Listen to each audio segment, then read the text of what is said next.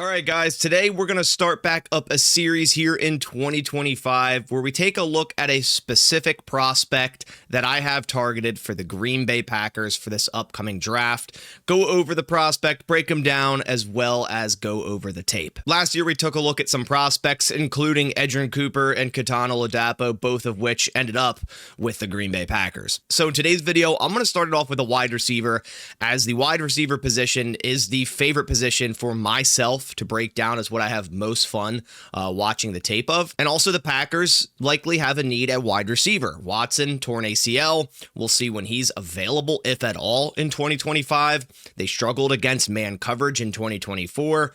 They don't really have a true number one wide receiver. Yeah, they could go out and trade or sign someone in free agency, but this is a pretty strong wide receiver class, and both Romeo Doubs and Christian Watson are entering the last year of their rookie deal. And Brian Gutekunst, his track record is usually drafting players to set himself up for the future, which this year it makes a lot of sense. So in today's video, we're going to break down wide receiver Tre Harris from Ole Miss. If this sort of thing does interest you and anything Green Bay Packers and draft content through the entire offseason, I'd highly suggest going down and clicking the subscribe button. Thank you guys for all the support. So we've talked about Tre Harris a ton so far, even though the draft process really just started here, at least on this channel.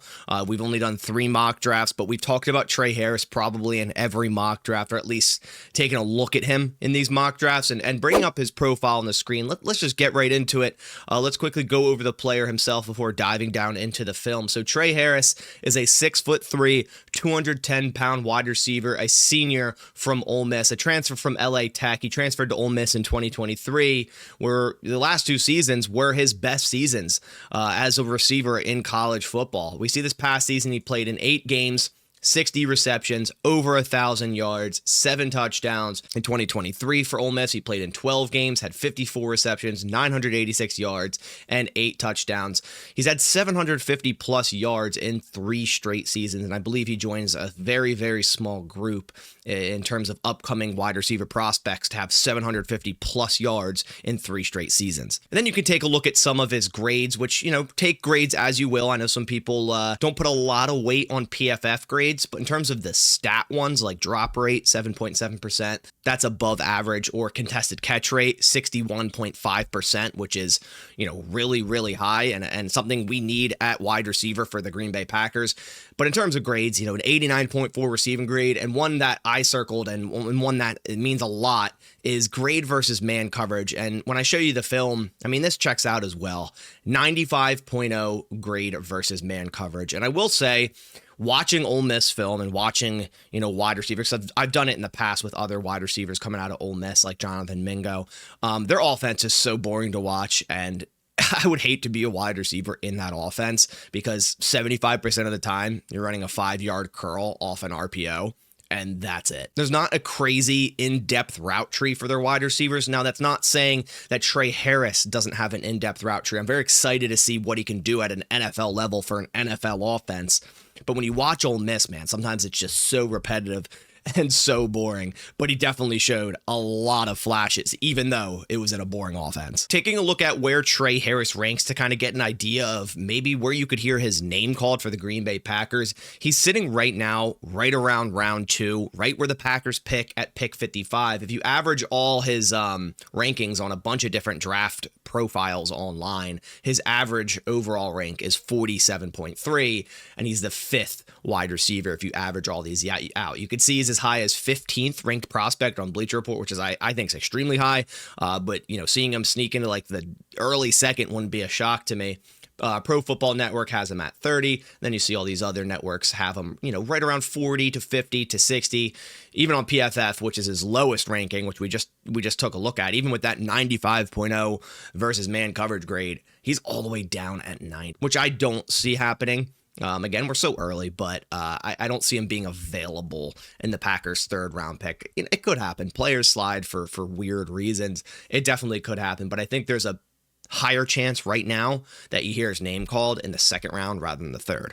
Now, quickly going over what type of receiver is before we dive into the film, just to give you an idea. So Tre Harris is an ex-wide receiver, an outside guy, mainly played outside, or really only played outside in his college career. A bigger physical style wide receiver with strong hands and a great ability to box out defenders. Think of a guy that you could throw a fade route to in the red zone, and he's going to box out the defender, and he's going to go up with strong hands and attack the football and come down with it, which I'll show you some clips of that, of course, today.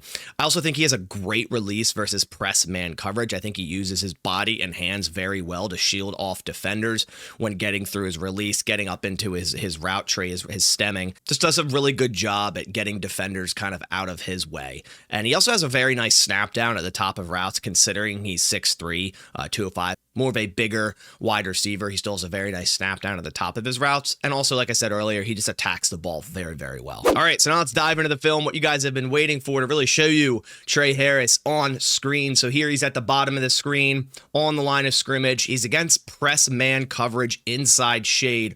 So against inside shade as a wide receiver, if you're trying to run a 9, you're trying to run a vertical route, and he's inside shade, right? This is good for you because you want the outside. You also see a safety kind of coming down low, doesn't really have eyes on you yet, but you still want to threaten this cornerback's leverage. You still want to attack this cornerback like, hey, I'm going to attack your leverage. I'm going to try to show you I'm running a slant, a dig, something of that sort, and push you further off your base and then swipe underneath, right? Get low, use my hands to fight off that cornerback's hands, trying to get hands on you in this press right here. And Tre Harris does an excellent job at this, right? Just that little jab step inside to threaten the inside slant. And it's a beautiful throw by Jackson Dart here, who's pretty inconsistent watching this film. But right off the snap, right there, the little stutter, he's starting to lean inside. He's attacking this cornerback's leverage. The leverage knows he has a safety over top. He's trying to stop everything inside. He's allowing the outside. And normally, people would think, well, if he's allowing the outside, just go outside. Well, no, you want to give yourself even more room. So you attack the leverage of this cornerback by, threatening a slant, threatening an inside release, which he does perfectly here. And then right there, that shoulder dip. Getting his shoulders low, the corner tries to get his hands on him, and Tre Harris does an excellent job at moving himself like just a little bit too far out of the frame of this cornerback. So then the cornerback's really reaching to try to get hands on Tre Harris, and at that point, he's beat because Tre Harris has the outside there.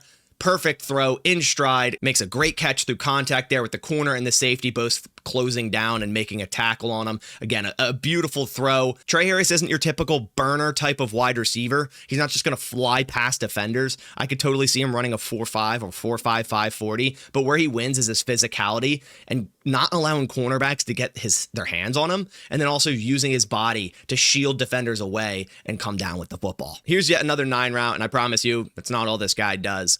But again, he's playing inside shade. He's playing an inside shade corner. So you kind of, again, want to give this corner some type of release to threaten, hey, I could be going inside. You want to get him more off your base because you're on the short side of the field, right? The ball's lined up near the right hash. So you don't have a ton of room to work with, and you don't want to get forced to the sideline, right? It makes it a much harder throw for your quarterback. So he does a, kind of a hesitation release. I like to call this the Devontae Adams type of release.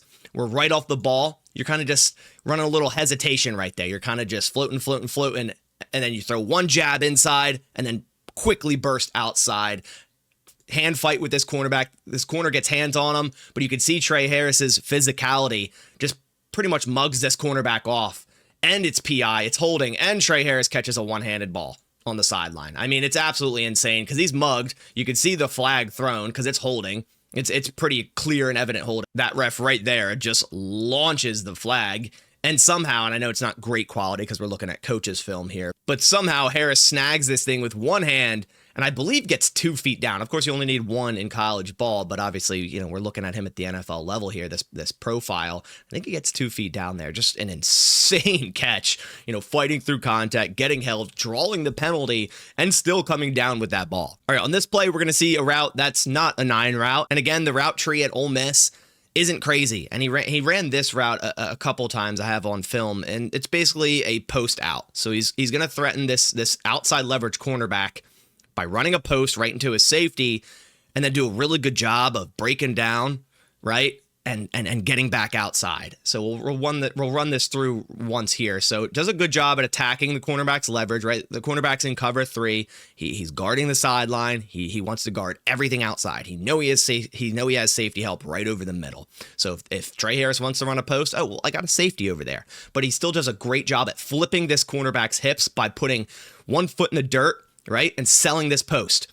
His hips, his head, his shoulders, all sell post here. So then this cornerback at this rate, he's got to kind of lock up this receiver. He does have safety help, but there's no one else in his vicinity. So he's going to track Tre Harris. He gets his hips flipped. Harris with a wonderful breakdown, very minimal, wasted steps there, and gets outside. That cornerback's on the dirt. Tre Harris catches the ball in stride, and again, physicality, extra yards. Takes 2 defenders to really bring him down. He loves using a stiff arm. When you watch him, that's his main go-to, right? If a defender's near him, you better believe he's throwing a stiff arm out there. But for someone this size to really have a nice breakdown and snap down like that with minimal wasted steps, it is very, very impressive. And again, a lot of times with this type of route, you'll see wide receivers not really sell that post. I kind of caught it the wrong frame there. Right there, right? You'll see them kind of put a foot in the dirt, maybe a kind of a half rocker step, but they won't sell their hips. They won't sell their shoulders.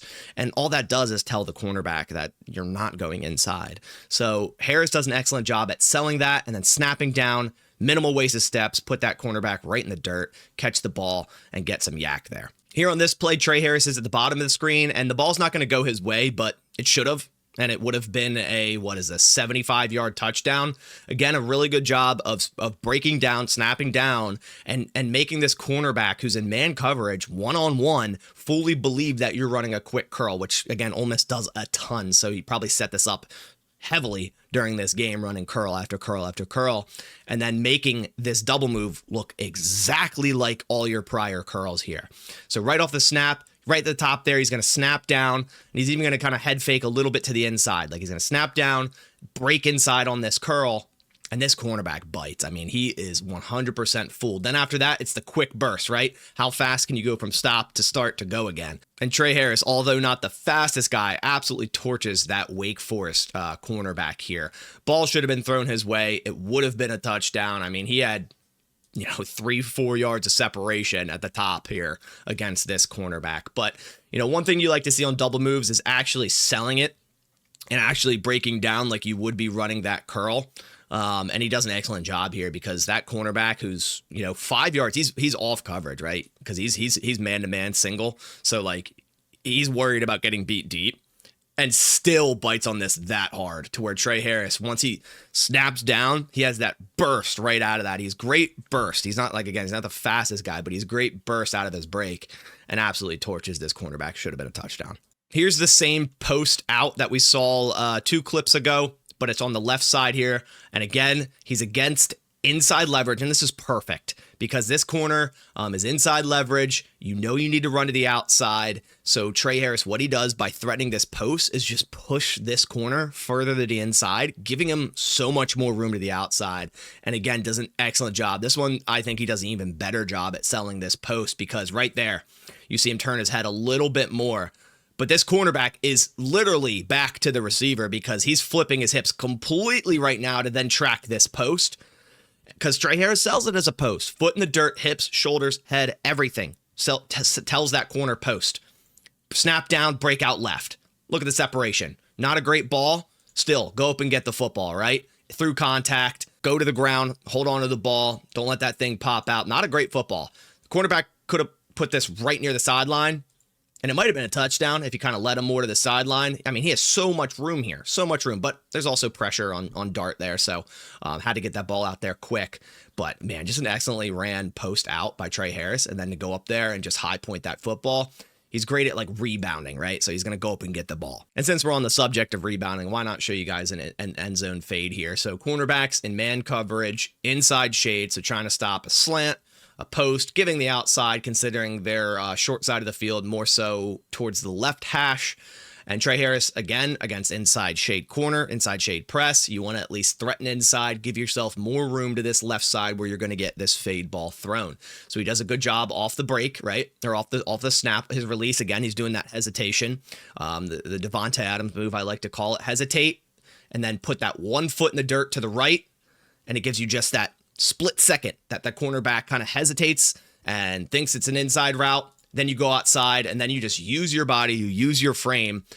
You hope the quarterback put it in a spot where it allows you to go up and get this football, which he does excellently. I mean, absolutely boxes this guy out. The cornerback has no real chance here. Just uses his physicality, uses his hands, uses his frame, and then goes up there with really late hands, which is important on an end zone fade, right? If you go up there kind of showing your hand too early, the cornerback's just going to watch your eyes because the cornerback doesn't have an eye on the ball because he's man coverage, and he's going to swat at the right moment and hopefully get a hand in there. But Tre Harris does a good job with late hands here, going up at the last possible moment and pretty much head tapping this cornerback and coming down with that ball for a touchdown. So he's a guy that you can use in the red zone, which the Packers need. You might be thinking, does he run any routes that go to the inside? Yes, he does. Yes, he does. Again, Ole Miss, kind of boring to watch, but here he is on the outside, and this cornerback is inside shade, and Tre Harris needs to run a slant, and he needs to like delay it a tiny bit for this receiver to get out of there and then run that slant underneath. And because Tre Harris threatens you vertically, because he's such a big-bodied receiver and you're worried about getting beat deep, I mean, this works out perfectly for him because inside shade cornerback does an excellent job at threatening vertical, right? He comes out of his break and he's going to threaten vertical by putting a rocker to the inside and bursting outside. And this cornerback thinks, oh gosh, I'm 1v1. I'm inside shade and he's about to get an outside release and run deep. I'm cooked. So the cornerback flips his hips and then it's a quick snap down, quick burst back underneath for Tre Harris for that quick slant. Easy catch for Harris. And again, physical type of receiver, so a lot of defenders were tackling by the ankles. Like, they did not want to tackle this guy high. I watched a lot of this. I watched, I think 4 or 5 games from him in the past 2 seasons, and it seemed like every time a defensive back went for him, or most of the time, they'd grab around his ankles. So he's definitely a threat to, gain yards after the catch. If it's a smaller defensive back or they try to tackle him high, he's going to throw a mean stiff arm right in your chest and continue on running. But this is an awesome setup to run a slant here against inside leverage. It's done to perfection. It's what you should do here, right? You're going to want to run it like you're running a 9. You want to threaten slightly inside to push him further inside and then burst outside like you're running a 9, and that will completely flip the hips of the corner, which it does, and then that real quick break inside. That's the pivotal part, right? Getting that break super quick inside and wasting no steps to where the cornerback's caught reaching. I mean, outside of his frame, caught reaching. At that point, you lose, and he does, and it's an easy gain for Tre Harris here on the slant. All right, so for this final play, just going to show one that's just a pretty wild play. It's a 9 route for Tre Harris yet again.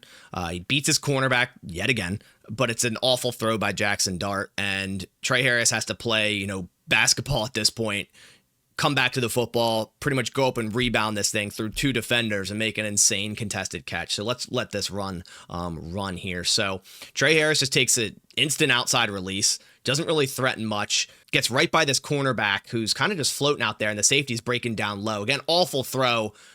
Tre Harris has to come back to the football and just make an insane contested catch in between these 2 defenders who are trying to just catch up to Tre Harris at that point, because if the ball was placed out there far enough, I mean, we're talking about a walk-in touchdown, but it was just a bad throw by Jackson Dart, who has no pressure at all. Like, this should be an easy touchdown. Look, he's like, hand up, I'm wide open, dude, throw me the football, like put some air under it, and this is an easy walk-in touchdown. But I have no idea why this throw was so bad by Dart. But great job by Tre Harris to come back to this thing and not care about contact. Just go back to that thing, fight through 2 defenders, and just be like, I'm going up and I'm getting this football. I do not care. And that's exactly what he did here. And that's what's so impressive about his game. He's a very physical X-style receiver that the Packers have been missing in their offense for a few years now. So that's all the film I have for Tre Harris, wide receiver out of Ole Miss. He's one of my favorite receivers in this draft class, just based on what the Packers need, right? There's tons of receivers in this class that I really like that don't really fit the Packers' needs. Someone like Xavier Restrepo, who's a great slot receiver, but the Packers don't really need that. What they need is an X guy, a guy out there on the line of scrimmage, right? Against press man or just man coverage in general, which the Packers struggle with. And 1v1, that guy can go out there and you can give him a 1v1 ball, and Jordan Love can trust him in the red zone, or Jordan Love can trust him on a 9 route or on a fade, right? We need guys like that. Watson was pretty decent at it. We won't have Watson for most of this season, right? Dobbs is also another option there, but I think we still need a bigger bodied, physical X-style receiver, someone like Tre Harris on this roster. and I would be really, really happy if the Packers selected him there in the second round. I appreciate you guys coming by to the video. Hope you enjoyed it. Hope you learned a thing or two about maybe this prospect or just the wide receiver position in general. It's my favorite position to break down, clearly, and I love doing it. So if you have any other wide receiver prospects, I'm sure I'm going to break down a decent bit more here on this channel, just because it's a need this year, where last year I don't think I broke down any because I just didn't believe the Packers would draft any, which we didn't. But also not just wide receiver. If you want to see other prospects, I'll break them down. Like I said, last year I did Edgerrin Cooper, Kitan Oladapo, and both of which went to the Green Bay Packers. So as I kind of hone in on my draft prospects, the guys that I really like or I think fit the Green Bay Packers, of course there'll be more videos like this. So again, if something you liked, definitely go down and click subscribe. But I appreciate you guys coming by to the channel. I'll catch you on the next one, and as always, go Pack Go.